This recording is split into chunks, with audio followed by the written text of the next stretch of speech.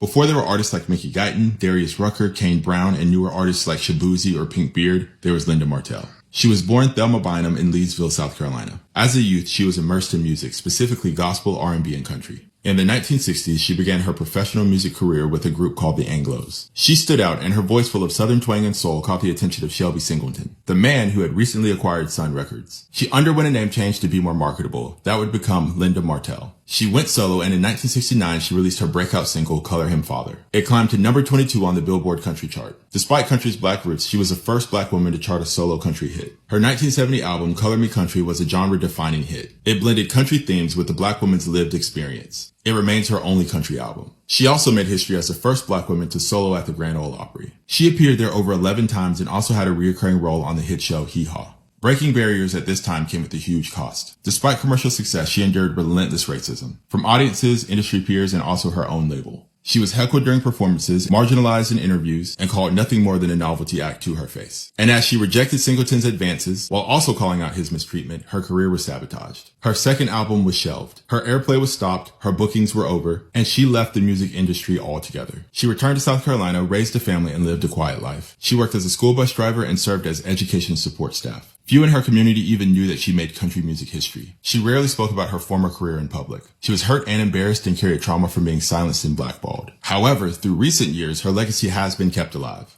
This is thanks to work from people like Rhiannon Giddens and country stars like Reese Palmer. Reese and Rhiannon have done incredible work to make sure that Linda Martell was never just a footnote. Reese named her podcast and country music Apple station Color Me Country. It was in tribute to Martell, whom she calls the Blueprint, to help introduce her to a new generation. Rhiannon has also cited her work in numerous mediums. Mickey Guyton has credited Martell for making her own rise possible. Kane Brown has acknowledged her trailblazing role in country. And numerous other artists have amplified her legacy in interviews. For those who come from different communities breaking into the country space, they cite her as a forerunner. Martell even made an appearance on Beyonce's Cowboy Carter album. In 2021, Invisible History, the story of Linda Martell, publicized her legacy. Her name appears in the Country Music Hall of Fame, the Smithsonian's National Museum of African American History and Culture, and her music can be found on streaming platforms. She embodied country music even when the industry tried to make her feel like she did not belong. And she opened a door that was slammed shut at one point. But it's now very open, and a lot of that is thanks to her.